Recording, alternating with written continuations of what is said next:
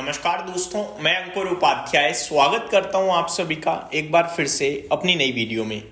दोस्तों, एक ऐसे क्षेत्र के बारे में आप सभी के साथ डिस्कशन करने वाला हूं जिस पे मैंने बहुत वीडियोस रील्स बनाई हैं और वो क्षेत्र है शेयर बाजार से जुड़ा हुआ। आप सभी को याद होगा, मैं रेगुलरली इन पे वीडियोस बनाता था, आपसे कहता था कि ये तो ऐसा क्षेत्र है इसमें बहुत स्कोप है। और मेरा सिंपल सा लॉजिक था कि हमारे देश में 150 करोड़ की आबादी है, जो कि सबसे ज्यादा है पूरी कंट्री में एक तरीके से, है ना। चाइना को भी हमने पिछाड़ दिया है पॉपुलेशन के मामले में। तो इसमें से शेयर बाजार में कितने हैं? मात्र 3 करोड़ अकाउंट थे उस समय। आज की डेट में तो 15-16 करोड़ हो गए हैं। 2-3 साल पहले देखोगे 3-4 करोड़ थे। आज की डेट में भी वो 15-16 करोड़ में से 4.5-5 करोड़ ही एक्टिव अकाउंट्स हैं।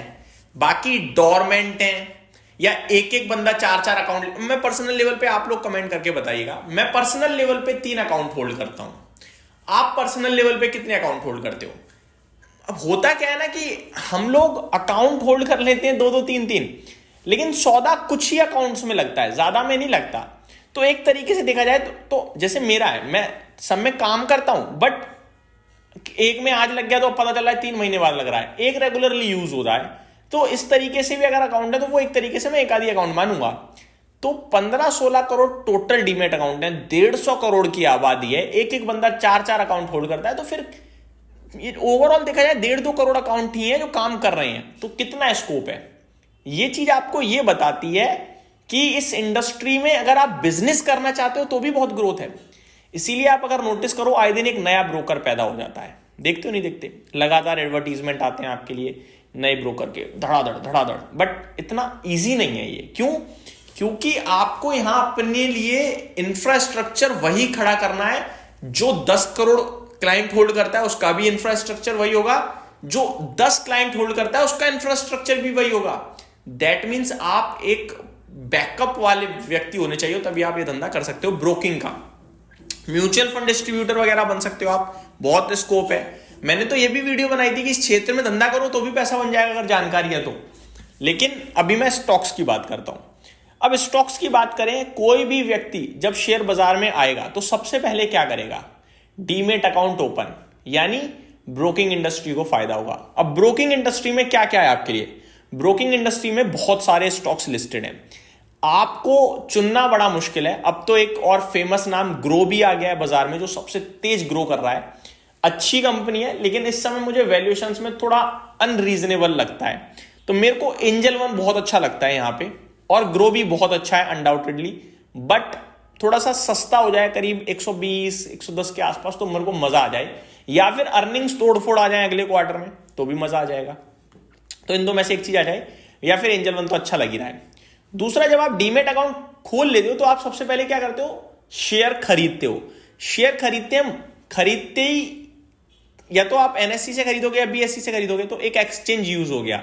अब एनएससी और बीएससी में केवल बीएससी लिस्टेड है, तो फिर आप क्या कर सकते हो? बीएससी के स्टॉक को अपनी पोर्टफोलियो का पार्ट बना सकते हो। बट बीएससी में भी क्या है कि ग्रोथ एक्सेप्शनल है, दमदार है, लेकिन इस समय थोड़ा सा स्लो डाउन टाइप दिख रहा है। बट कोई गिरावट होगी तो गोल्डन अपॉर्चुनिटी, नहीं होगी तो ये भी अच्छा। जब आप शेयर खरीद लोगे तो वो आपके डीमेट में चला जाएगा। डीमेट कहां पे जा रहा है? सीडीएसएल पे। एनएसडीएल के पास ज्यादातर अनलिस्टेड शेयर्स हैं, यानी अनलिस्टेड ट्रेड होता है, या फिर कंपनीज की जो अनलिस्टेड कंपनियां वो सौदा करती हैं। एक्टिव क्लाइंट्स के मामले में एनएसडीएल के पास बहुत छोटा मार्केट शेयर है, तो मैं वहां ध्यान देने के लिए नहीं कहूंगा, इसलिए सीडीएसएल वन एंड ओनली है। ठीक है, तो सीडीएसएल भी आपका बेस्ट हो गया। 4 स्टॉक्स हो चुके हैं अभी तक अपने पास।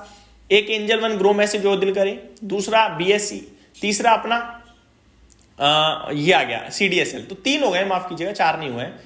अगला है दोस्तों, अगर आप डायरेक्ट इक्विटी में काम नहीं कर रहे हो तो फिर आप करोगे म्यूचुअल फंड्स के माध्यम से। अब म्यूचुअल फंड में भी क्या है कि आपको कोई भी फंड समझ में आ रहा है, तो आप हो सकता है किसी को आईसीआईसीआई का फंड समझ में आए, किसी को एचडीएफसी का समझ में आए, किसी को एसबीआई का, किसी को निपॉन का।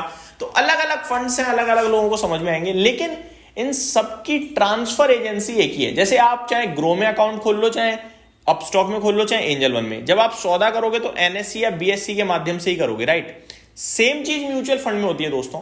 आप कहीं भी किसी भी फंड से द्वारा पैसा लगाओ, चाहे आप एचडीएफसी का फ्लेक्सी कैप ले लो, या आईसीआईसीआई का इक्विटी डेट ले लो, या एसबीआई का मैग्नम ले लो, कोई सा भी ले लो, लेकिन सबकी ट्रांसफर एजेंसी है कैम्स और केफिनटेक।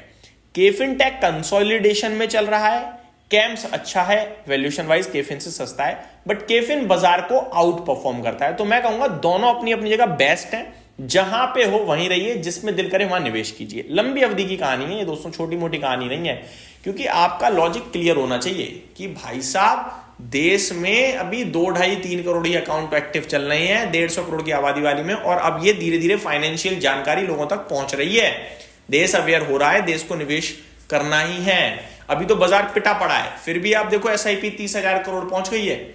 जब बाजार भागेगा ना, मैं आपको बता रहा हूं, रॉकेट की रफ्तार से इन्वेस्टर आएगा, रॉकेट की रफ्तार से सब बढ़ेगा। अगला स्टॉक और लास्ट है वेल्थ मैनेजमेंट का। अब देखो हम लोगों का छोटा मोटा पैसा है भाई, बहुत करोड़पति भी हमारे देश में है ना, जो वो लोग हैं वो अपने फंड को मैनेज करवाते हैं वेल्थ मैनेजमेंट कंपनी से। वहां मेरे को शुरू से एक कंपनी बड़ी पसंद आई है, आनंद राठी वेल्थ मैनेजमेंट। इस कंपनी में एक ही मुझे दुख है कि ये स्टॉक गिरता नहीं है। एक बार गिरा था, मैंने आपके साथ डिस्कस किया था, अभी वापस से ये गिरता नहीं है, बस यही परेशानी है। बाकी बहुत ही कमाल की कंपनी लगती है मुझे। अभी कहां पहुंच गया, 2800 के करीब, आई थिंक 2900 पे है। तो ये कभी भी किसी भी डिप में आपको मिले बहुत अच्छा है। अभी टेक्निकल्स थोड़े खराब हो रहे हैं, तो मुझे लगता है हो सकता है गिरावट आ जाए यहाँ पे थोड़ी अच्छी खासी, क्योंकि गिरा भी नहीं है। अगर गिरावट में आ जाए ये स्टॉक 2200-2000 मजा आ जाए भाई, पर उतना गिरेगा नहीं शायद ये।